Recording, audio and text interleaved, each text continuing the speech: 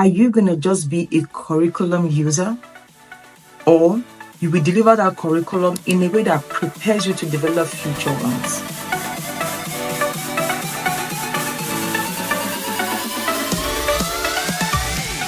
Hello, educators. Thanks for having me here. My name is Adepeju Prince. I'm sending this video from Kent, Ohio. I used to be a teacher, and currently I'm a doctoral student. My major is curriculum and instruction, and with a focus on science education. So when I got the memo that there's going to be a retreat and the mindset shift for educators, and I'll be speaking on curriculum delivery for teachers, I was excited because this is one topic that nearly everybody in the education sector overlooks. And by overlook, I mean everybody focuses on curriculum development. What about for teachers? So today I'm gonna first of all demystify the idea of curriculum development. Curriculum development is not when that hard copy or that soft copy is produced. Curriculum development is a continuum that includes production, implementation, and delivery. Because you cannot say a curriculum has been developed if it has not been tested, that is implemented and delivered, and the effect of that, of the objectives of that curriculum is seen in the students is intended for. So trust me, when a curriculum is produced, the most important ingredient after that, and even during the development process, are the teachers. And that is where we come in, teacher trainers and teachers themselves. Now, you need to know that across the world, many nations have just one curriculum, but in states like the United States, they have curriculum per state, because it's quite a large country and there are too many ideologies. Anyway, but let's move on from that. Now, as a teacher, how the curriculum goes from produced to being delivered to the student rests on you. So let's talk about you. What are your influences? How are you able, do you even understand the curriculum? So the first step in curriculum development for teachers is first either being a process of curriculum development, which could be rare sometimes, or they are aware, they have a full understanding of the curriculum. Is why you go to teacher training college, right? That is your degree or your NC or your PGD in education, because you need to be familiar with the curriculum of your country and also practice how to deliver it while in school before you are released into the classroom to continue the profession. Does that make sense now? Good. So now, as a teacher, have you ever wondered why the same curriculum, the same set of resources, the same teacher training, and then two different results? Those results are determined by only two sets of people, maybe a third. The third is not a person, it's a phenomenon, but we'll get there soon. You as the teacher, the students you are teaching. Then the third thing I said as a phenomenon is the environment. That includes school policies, the socio-political influences, the kind of resources available, and so on and so forth. But since this training on mindset shift is just for teachers, permit me to shift your mindset on how you should deliver the curriculum. First, you need to know yourself. By knowing yourself, you need to know currently what you need, what you want to achieve as a teacher. Over the years, my needs and desires as a teacher had changed. There was a time that I just wanted to teach and earn a salary. I was just so passionate about it. That shifted again. There was a time that I simply wanted to make more money. And I wanted to get my taxes regulated. So whatever you give to me, I would deliver verbatim. I wasn't adding or removing anything. And there was a time that I moved from that mindset. I needed to make impact in my class. Like there is no way any student will walk through that curriculum that I'm going to implement and there is no change at the end of that lesson, class, or that curriculum. So What exactly do you want to achieve with that curriculum now? That's number one. So you need to know yourself with regards to that curriculum. And this is not the age where you just go into a teaching without knowing it. Do you really understand the curriculum you're given? If you don't, seek the right help that you need. I've done it before. Tell the head of school, go to people around you. Can you help me? How do you implement this particular kind of curriculum? Yeah. Now, move on to know the goals of the school. I worked in a school where all they needed for the students to achieve was reading and writing. It was an early years institution. That was all they needed. British curriculum. I've also worked in places where the goal of the school is to ensure that the students gain admission into universities in the UK and in the United States. And so the reason why I was employed as a teacher was totally different. I had to develop a curriculum that when they pass the exams, they move on to schools in the United Kingdom and the United States for their undergraduate studies. So what is the goal of the school you're in? What are their motives? Some schools just want to work with elite children, want to work with expatriates. So you need to figure out if you don't know it, once you get to school the next workday, go and ask the school admin, can I say the motto, the vision, the goals of the school is for your own good? You need to be aware of the environment you're working in. Next, you know the curriculum. When I was trained with the Nigerian curriculum. And then when my first job, I had to work with the British curriculum. I'd never seen that before. I'd never heard of EYFS or Jolly Phonics or a numeracy. The way it was taught and implemented was different from the Nigerian curriculum, and I had to go to training for that. And I was sincere at the interview. I told the head teacher, I said, I don't understand all these things, but I'm willing to study about it before I resume this job. And on the job, I'm teachable and I'm willing to go for paid and unpaid teacher workshops to get myself in line. And I got awards back to back, and I got results too in that school. Next, know your students. This is where the curriculum implementation becomes really weird for many teachers, and it could be an excellent thing too for many teachers. See, first of all the students in your class are not the same, but they all have one goal: to learn. So you need to create different ways by which you can meet every child at their point of need.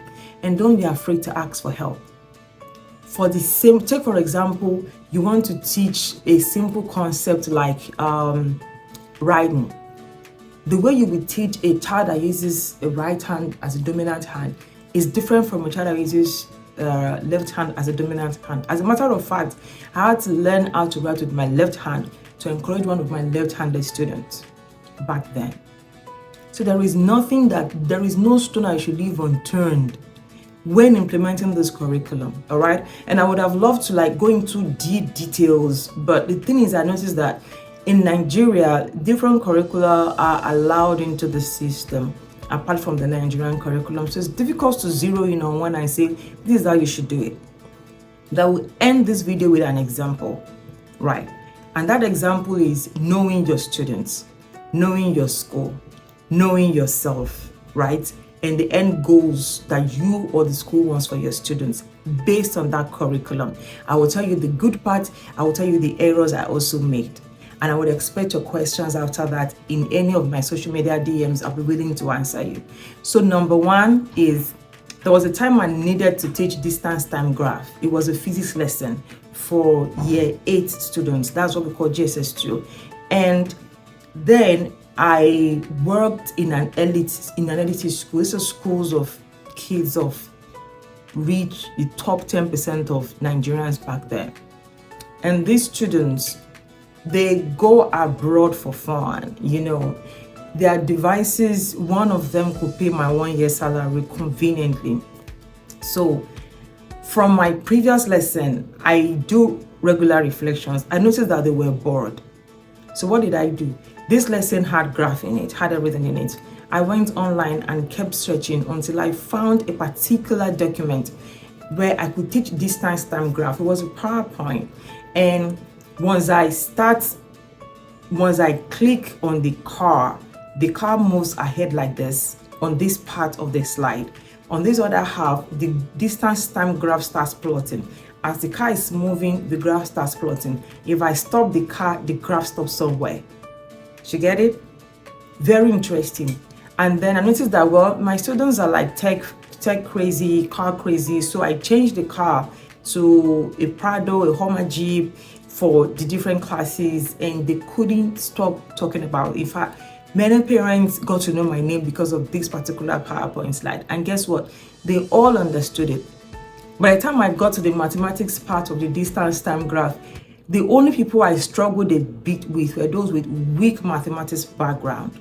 And I'd also devised the means to teach them in a way that they can change the subject of the formula, they can understand why you could be given distance and then you have to distance and time and you can find velocity. It was just a wonderful lesson. But what did I do to that curriculum? The same distance time graph that I was supposed to just show them in a textbook, teach them how to plot graph by hand, I was able to show them in a different way that aligned with their heightened senses with technology. And how did I know that? In one of my interactions with teachers from Finland and the UK back then, I realized that students in high school, secondary school, stopped plotting graph on paper. For science experiment, there is a device like a system. So the moment you start doing the experiment, your graph starts plotting. You can see the errors or the right answers or everything immediately. You know when to start, you know when to stop, you know what you're doing wrongly. I couldn't access that system in Nigeria, but thankfully, I knew how to surf the web enough to locate a resource that could simulate that in an online environment. And that's one of my successful lessons as a physics teacher. I will tell you the error. The same curriculum, British curriculum, I was supposed to teach my students about climate change, yeah? And the climate change involved me showing them the negative effects of not curbing climate change things early. And then I was told to show them, look, that's the curriculum, you know, because it's like detailed on what you have to do. And I have to show them Los Angeles, the California fires, and some receding waters and all of those things, extinct animals. And it was a good lesson. We had fun with it. I mean, of course, I told them they traveled a lot. So students who had gone to California were just, forming, showing off and all of that. And I thought I was doing well until I got to study for my PhD. And I discovered that I taught that topic wrongly. These students, even though they are enlightened, are in Nigeria. They are all Nigerians. I could have shown them Lake Chad. All right. I could have shown them the South in Port Harcourt. There are videos, there are documentaries about this. They will still learn about the climate change on a global scale. But new research has shown that climate change should be taught on a global scale and on a local scale. And I've been working so hard to correct that.